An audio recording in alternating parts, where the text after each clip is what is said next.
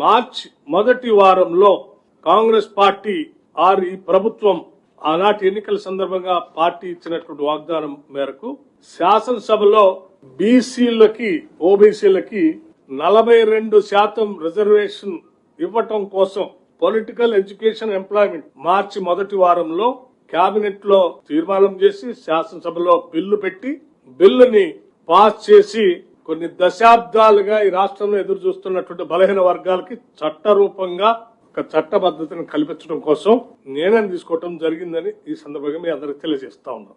ఇక్కడ bill pass చేయటమే కాకుండా ఈ పాస్ చేసినటువంటి బిల్లుని కేంద్ర ప్రభుత్వానికి పంపిస్తాం.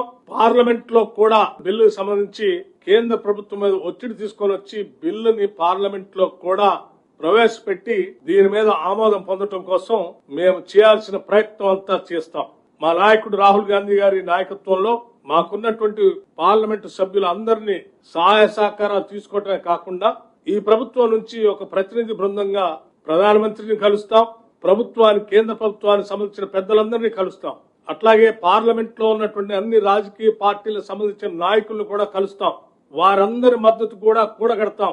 వారందరి సహకారంతో పార్లమెంట్ లో కూడా దీన్ని పాస్ చేయించుకొని పూర్తి చట్టబద్ధత దశాబ్దాల చిరకాల వాంఛైనటువంటి ఓబీసీల కళలను నిజం చేసే ప్రక్రియని మొదలు పెడతా ఉన్నాం. ఈ పాస్ చేసినటువంటి బిల్లుని కేంద్ర ప్రభుత్వానికి పంపిస్తాం. పార్లమెంట్ లో కూడా బిల్లుకు సంబంధించి కేంద్ర ప్రభుత్వం మీద ఒత్తిడి తీసుకొని వచ్చి బిల్లుని పార్లమెంట్ లో కూడా ప్రవేశపెట్టి దీని మీద ఆమోదం పొందడం కోసం మేము చేయాల్సిన ప్రయత్నం అంతా చేస్తాం. మా నాయకుడు రాహుల్ గాంధీ గారి నాయకత్వంలో మాకున్నటువంటి పార్లమెంటు సభ్యులందరినీ సహాయ సహకారాలు తీసుకోవటమే కాకుండా ఈ ప్రభుత్వం నుంచి ఒక ప్రతినిధి బృందంగా ప్రధానమంత్రిని కలుస్తాం. కేంద్ర ప్రభుత్వానికి సంబంధించిన పెద్దలందరినీ కలుస్తాం. అట్లాగే పార్లమెంట్ లో ఉన్నటువంటి అన్ని రాజకీయ పార్టీలకు సంబంధించిన నాయకులను కూడా కలుస్తాం. వారందరి మద్దతు కూడా కూడగడతాం. వారందరి సహకారంతో పార్లమెంట్ లో కూడా దీన్ని పాస్ చేయించుకొని పూర్తి చట్టబద్ధత దశాబ్దాల చిరకాల వాంఛైనటువంటి ఓబీసీల కళలను నిజం చేసే ప్రక్రియని మొదలు పెడతా ఉన్నాం.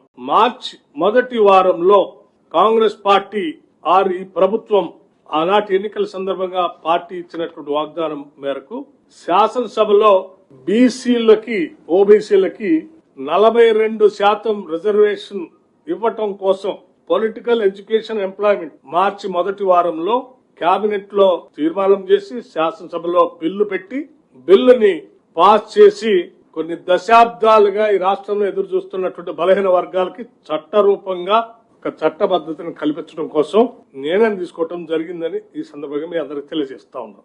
ఇక్కడ బిల్లు పాస్ చేయటమే కాకుండా ఈ పాస్ చేసినటువంటి బిల్లుని కేంద్ర